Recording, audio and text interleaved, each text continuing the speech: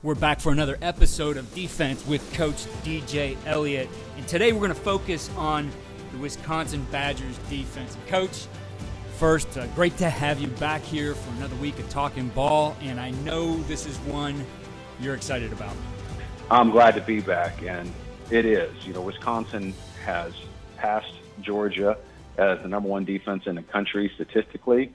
And this is a defense that's right up my alley. It's a defense that I've run for years and one that I think a lot of. And Wisconsin executes it to a T. Their coaching staff does an excellent job of getting their players in position to make plays and coaching them sound and technique and assignment. I think Jim Leonard is a great defensive coordinator. And, you know, it's a defense that Dave Aranda started, but every defensive coordinator that's taken over since Dave Aranda has continued to run. And Wisconsin, I think, is the pinnacle of this 3-4 simulated pressure defense. For our listeners, we did have a podcast with Coach Leonard in our home team series, and I'll link that one in our show notes. So, Coach, we typically follow a format here talking about base, nickel, third downs, and so let's get into the Wisconsin Badger defense here with base. So Wisconsin is a 3-4. So their base defense versus 12, 21, and 22 is 4 outside linebackers, 3 D linemen, 4 DBs. And their main front that they run out of that is a tight front, which is 2 4 eyes and a 0. Against Iowa, the main call they were running was tight 3. And what that means is one of the inside linebackers is the fourth rusher, the 2 outside linebackers, and the other inside backer are drops. They were running that against 12, 21, and 22 sets, and they were getting some wing sets. What I mean by wing sets is 2 tight ends right next to each other, but one of them at the heel line of the other tight end. Mm-hmm. And in those wing sets, they were playing the drop outside of the wing.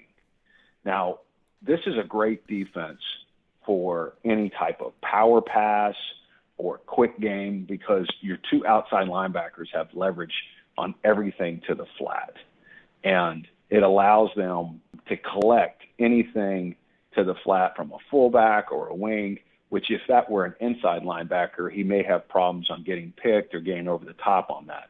And so this is a great play action, power pass, boot defense. The fourth rusher in that is the inside linebacker. Now that inside linebacker's rules as a fourth rusher depend on what type of action he gets from the quarterback. If he gets a boot or a sprint out action, then he'll be the contain rusher. But if he gets any drop back or play action, then he'll be an inside rusher. And what he'll do is he'll read the guard to determine if he's going to rush B to B or A to A. If he gets a man protection, then he becomes an A to A rusher. But that means he's going to rush the A gap to his side. And if the nose guard ends up in it, then he goes the A gap to the other side. If he gets a slide protection, then he's going to become a B to B rusher. And what that means is if he gets slide away from him, then he's going to rush the B gap to his side. If he gets slide to him, then he's going to rush the B gap to the other side. And so it's an excellent way to keep your edges on play action and boot. And it's also a good way to get inside pressure from the inside linebacker. A complement to that, which I did not see Wisconsin running, but I run a lot, is to line up in the same look, which is a single high with the outside backers on the edges, and then to run a double edge pressure and play man free with it. Now, what's great about that is now that rush is coming right in that quarterback's face from the edges, and it's a 5-man. And it's good for boot to pull it up. It's also good because it makes the offensive line honest. You know, if you line up in a tight front, you know, with 3 D linemen and 2 edge rushers, you better honor those 2 edge rushers so it can get an offense to constantly have to play some sort of man or a fan dual protection because the threat of those 2 edge rushers may be coming. It also can change up how you're going to play those wing sets. You know, when you're a drop, you want to play those wing sets outside because you're the dropper and you got to take the tight end to the flat. But when you're a rush, obviously you don't have that guy to the flat. So now you can move inside and play what I call a wing bust, which is he attacks the tight end, not the wing, and he's busting the D gap up. And it's a great adjustment if you're going to run a single high tight 3 to 12 and 21. Also a good idea is to bring those two edge rushers into play man free with that also. Mm-hmm. Now, in base, like we've seen a lot this week, Iowa tried to attack Wisconsin by getting into some spread looks out of 12 personnel with their big people on the field. And one formation that they got into was empty. They lined up in an empty set, and Wisconsin checked an 8-man drop, which is a great check because if you're in a match 3 defense and you get empty, then there's some holes. And the holes are that the 3 up player. So anytime you're in match 3, when number 3 runs an over route, somebody is assigned to take that guy. So whether you're in zone or in match concept, number 3 on an over is never going to be uncovered in a match 3 defense. And so in empty, the issue is now there's 5 guys in vertical alignments, and that 3 up player is also the weak hook defender. So if you're in match 3 versus empty, there's 2 zones / matchups that you're asking him to cover. So what Wisconsin did is they checked an 8-man drop. And by doing that, they relieved that player from that conflict, and they allowed somebody to be the weak hook defender and somebody to be the 3 over player versus empty. An 8-man drop versus empty is good anyway because offenses aren't going to get an empty to throw drop back pass. You know, you've eliminated one pass protector from the front by lining up an empty. Uh-huh. You're usually going to see some sort of quick game or Q run when offenses line up an empty. So 8-man drop is a good check or adjustment anyway. I got a question for you. We'll go to the next one here, especially going back to the wing set. I love the wing set. I've run it in a number of different types of systems that I've coached in. It adds those gaps, right? Especially when you're using those 2 tight ends, that blocking surface. You mentioned some things that I love to do out of it. The power pass, I think, is a very tough one to defend. First of all, you have those 2 guys there, and certainly they're presenting a run demeanor because of who they are. And then you have that action right at those guys, and typically you're able to get one or both of those guys in a position where they've out-leveraged the defense on the pass, and you got some big bodies there. So it's great for goal line, great for short yardage situations. The quick game with that I like too, and typically what I see teams do is a lot of what we did, we got it from other people, is running that stick concept where you have the tight end getting up to 6 yards and turning to the outside and basically getting in a rebound position. He's going to block out with his body against that linebacker inside of him, and that other guy is just stretching to the flat. So basically running that inside-outside on the guy who's going to play the flat. So stresses to the defense there certainly present themselves. And I know you mentioned some adjustments there, but especially with something like the power pass, how do you get your guys to play that the right way? Because obviously you are getting hard run action. You're usually getting somebody pulling around. You got all kinds of run keys. These guys are going to hit you right away and then slip out there into a pass route. So best ways to train that up, especially if you're not seeing this all year long, because I know a lot of teams see 10 personnel, 11 personnel. To get 12 is, especially at the high school level, teams are getting back into it, but it's not as popular as it used to be.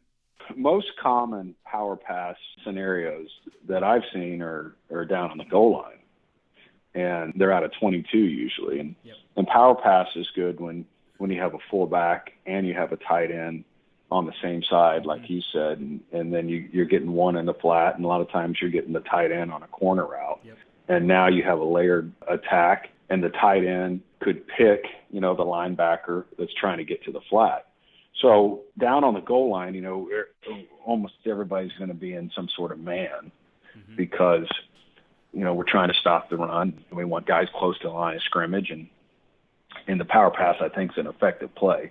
And another reason why it's effective play is because of the power, right? Power pass works because of the power. Mm-hmm. And so you want to make sure that your defensive players' eyes are in the right spot so that they can recognize if it's power pass or power. One thing that I coached was, because of power pass / power, usually when 2 guys get close in a man coverage, then you'll IO it, which means you'll in and out it. Mm-hmm. But when it came to power pass, I never did that. And when they got in a near set with the fullback to the tight end side, I always kept whoever was covering the tight end on the tight end, and I always kept who was ever covering the fullback on the fullback.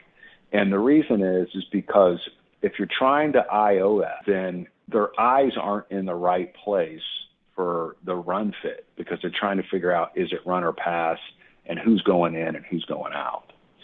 And if you just put the guy covering the tight end eyes on the tight end and he stays with him no matter what, then he'll be in better shape to cover him, for the power pass, for the Y hide, and he'll also be in better shape to fit the run because he's looking right at that guy. Mm-hmm. And then the same thing with the guy on the fullback. He knows as soon as he gets a king set that he's got to get in position to where he can't get picked by that tight end, because no matter what, he's taking that fullback into the flat. So he'll get in a little bit wider position, but he'll never take his eyes off that fullback.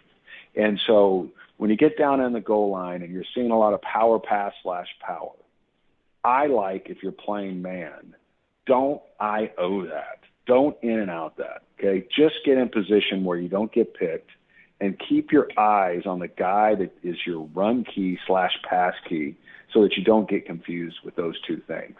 Then, and like I've said before, Keith, there's always a technique fix, and then there's a scheme fix for every problem. So that what I'm telling you right there is a technique fix.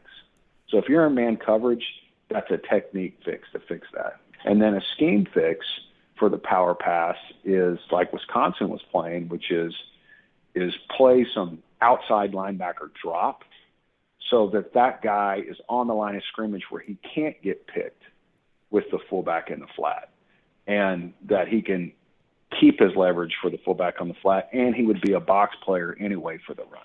Coach, moving on, I know you saw some corner blitz out of the base as well. What did you see from the Badgers with corner blitz?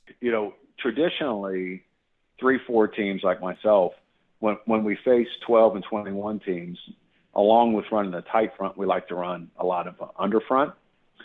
And Wisconsin was showing an under front, but they were running corner blitz. And so two things. One, the offense thought that those guys were going to be non-movement defensive linemen because they lined up in shaded fronts. And in the 3-4, that doesn't happen a lot, right? But two, it put them in better position to execute their assignment as defensive linemen from their stunt. And the corner, you can show cloud over there. So now, like I've talked about before, you can show that you're in kind of a clouded corner, and then you can come off the edge over there. And the two outside rush blitzers is the outside guy I call a razor, the inside guy I call a track. And anytime an offense recognizes that, they try to run like a stretch away, something outside zone away.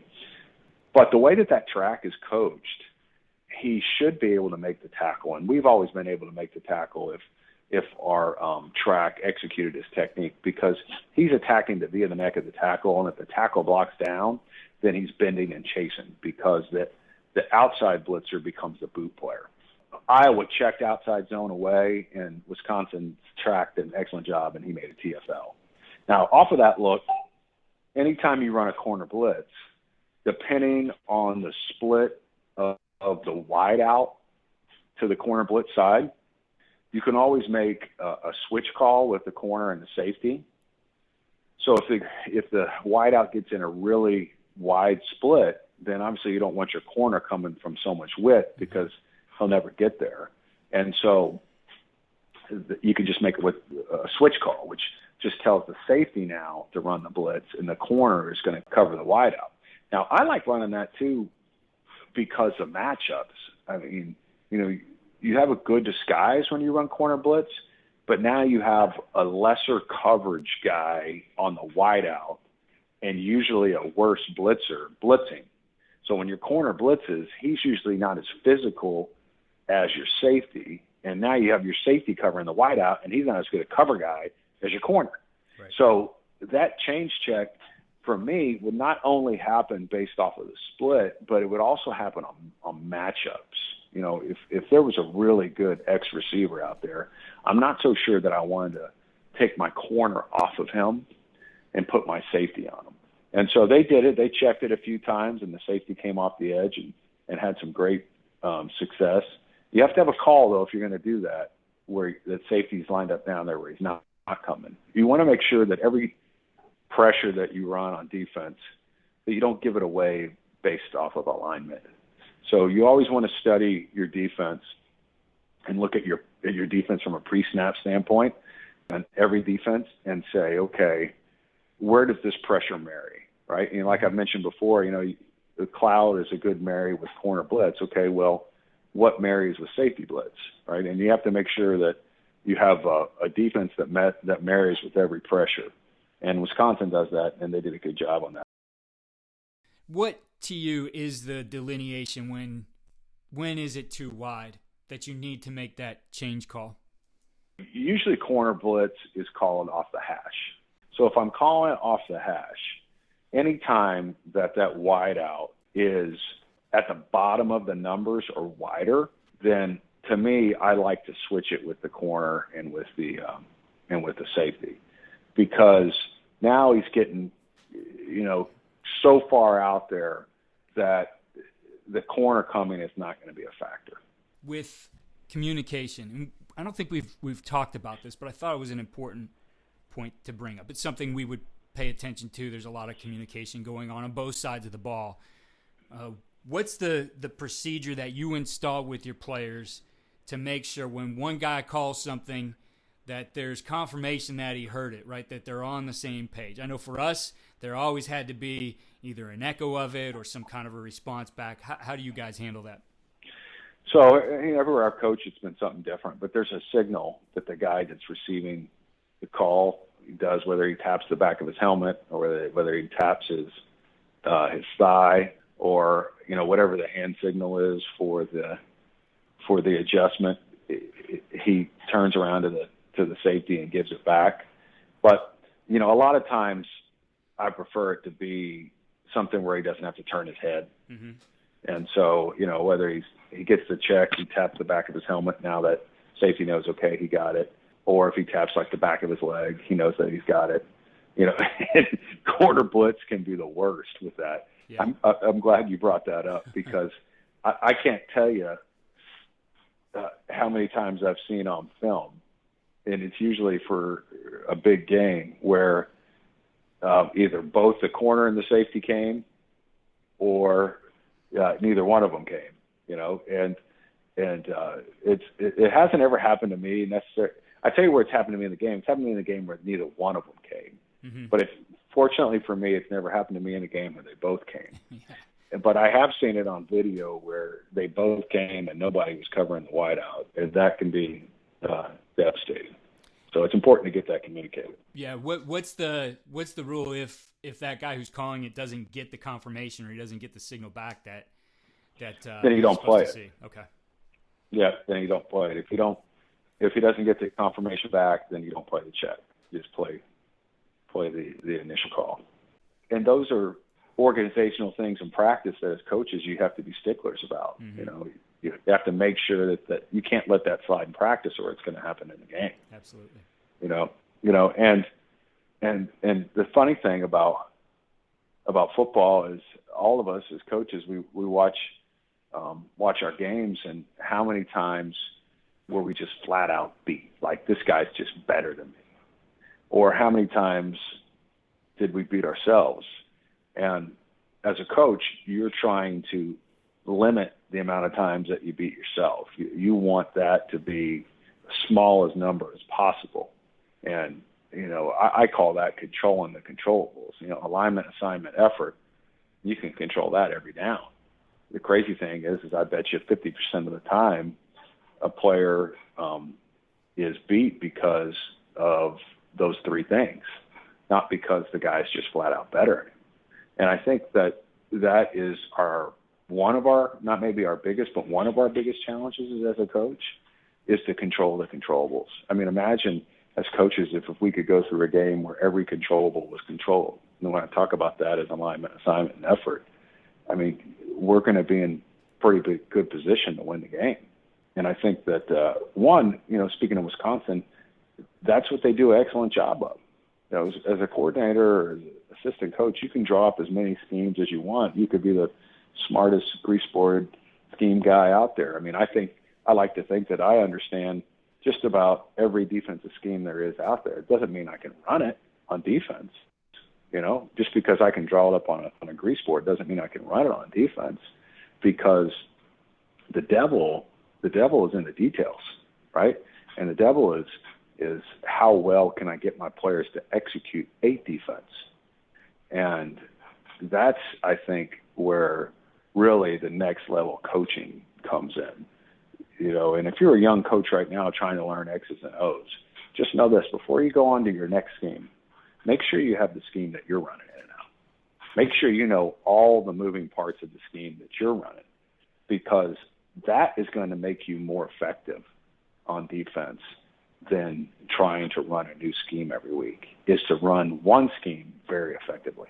Coach, moving on, let's look at the nickel defense of the Badgers. Of course, with them being a 3-4, a ton of simulated pressures, and they run them really, really well.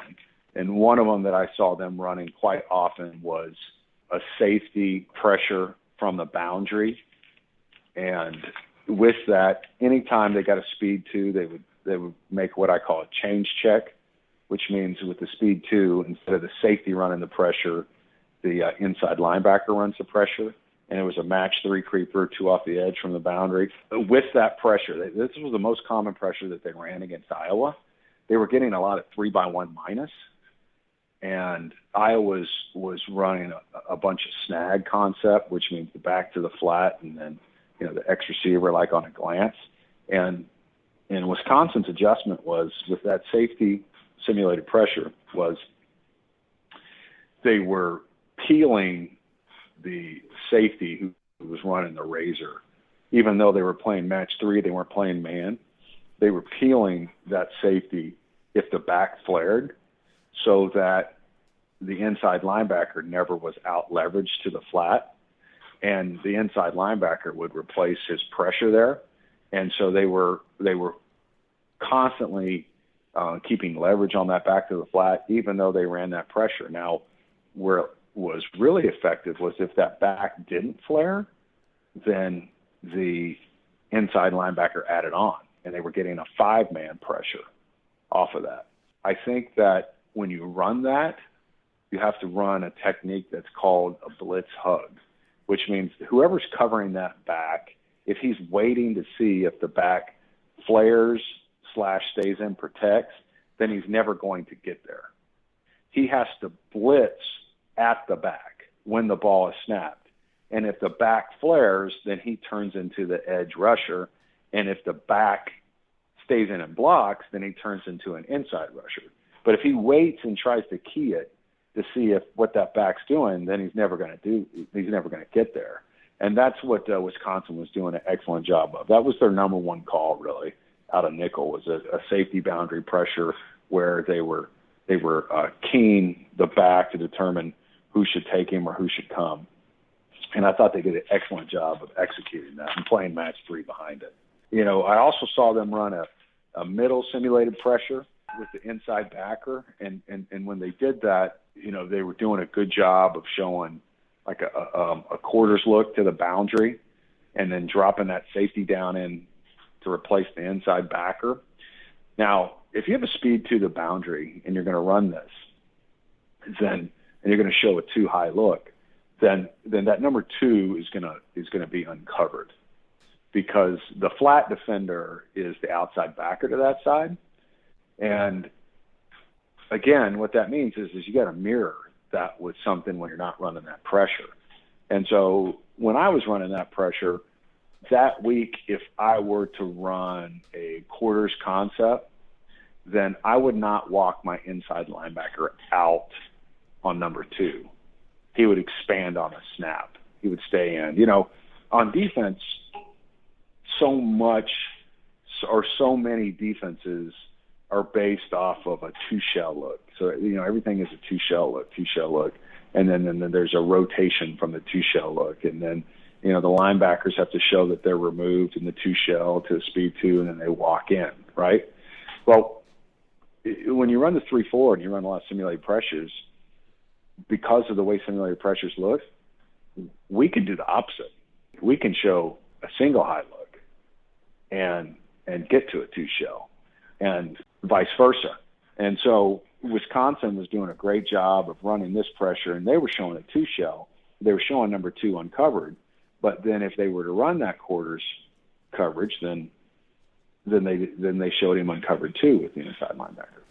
Coach, I always like to ask of the practical things. How do we train this in practice? How do we create these situations where guys get enough repetitions to work it? We can't always rely on those calls in teams, so we have to set it up in simulated situations in group and individual, et cetera. So looking at the hug blitz, there's some detail to that. There's some recognition to it, decision-making, et cetera. How do you like to get those repetitions with the players involved?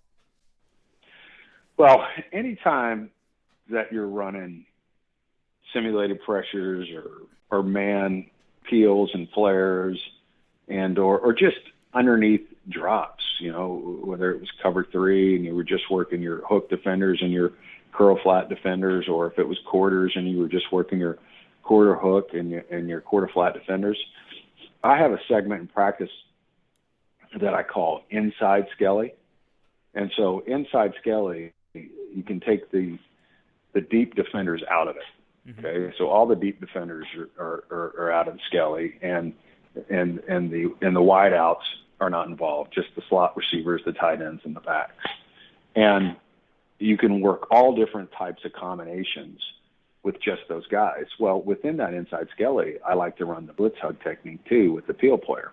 And so you can get flare exchange. You can get back steps up and turn into two edge rushers. You can get a zone drop and you work the snag concept, and you can work, a mesh concept, and you can work, just delivering two in quarters away from three. And you're so many more reps that you can get in the inside skelly for these particular type of techniques that you couldn't get if you were running a full skelly, and or if you were just running a blitz into a protection, because this is different than just a blitz and protection, because we're talking about pass coverage techniques changing on the run.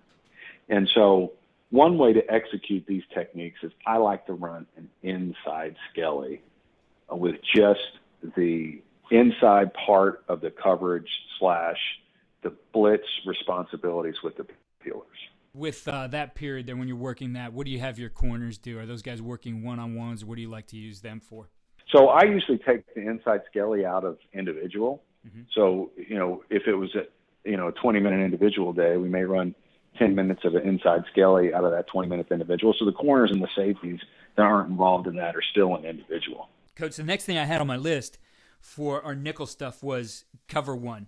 Wisconsin was also running some cover one, just straight over cover one, which is a great change up if you're going to run a ton of cover three, because now you're lining up in the same look, and instead of those holes being open in cover three, you got tight matchups on that. And they did a good job of defending inside zone out of cover one. Now, Iowa was under center in cover one. And so when you're under center, that allows inside linebackers to play downhill, to really, really attack and single gap and to attack the offense, because there's no threat of a Q pull, right? There's no threat of a quarterback on a run. And it's easy for an end to squeeze and stay square and play zone cutback / boot because of the time to recovery that he has for a boot. And so Iowa was under center running inside zone, and those inside linebackers at Wisconsin were downhill, attacking the gap and penetrating. Now, if you were to get in the gun and you were to run zone read, those techniques have to change now, because now there's a threat of the quarterback pull in the zone read. In an end, it's very difficult for an end, especially in an over front, to squeeze the hip, stay square, and to play, the dive cutback and the quarterback. You're going to get some yards one way or the other on that. Right. And so now you either game it, you might have to run, like a chase and a replace game with the three technique in the end, or now you're going to have to, play some fallback technique with your inside linebackers and your safeties. And so you can't be as downhill Obviously, the reason that Iowa gets under center is because now there's a greater threat of play action pass and boot, but inside zone is less effective in man free under center because it allows the defense to get downhill and to penetrate and attack. And Wisconsin was doing a good job of that. Now, Wisconsin was also running, along with cover one, which is a one rat, which is two hole players, like I talk about, and I've talked about in the past, is where the safety spins can be different. Well, Wisconsin was running some 1S, which means the safety's coming down away from the tight end. And that's a great disguise if you're going to show a too high look and come down to it, because the tight end versus 3-by-1, the inside linebacker versus 3-by-1 is over the tight end.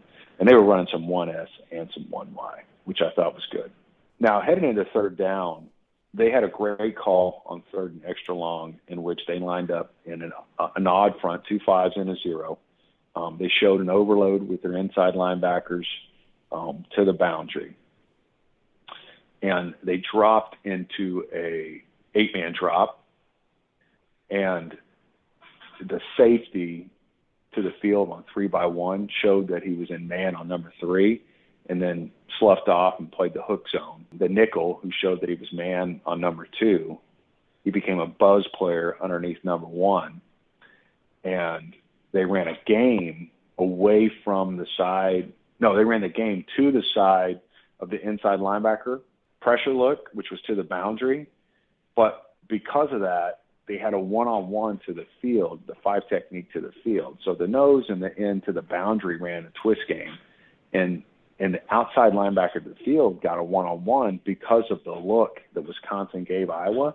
And that guy ended up getting pressure in a 3-man rush because he had a one-on-one on that tackle. Anytime, you go to an 8-man drop, and this was a cover 3 8-man drop. So it was 2 corners bailing and a middle of the field player. Anytime that you go to an 8-man drop, cover 3, somebody has to cover the 3 over, right? And I've talked about that. Is anytime you're in a cover 3, you can't let number 3 go on over rat uncovered. Well, the inside linebackers in an 8-man drop, they have an extra dropper in there. So you want to make sure that you don't waste a guy. And so what I would coach is, depending on where the back is in 3-by-1, determine who the 3 over player was.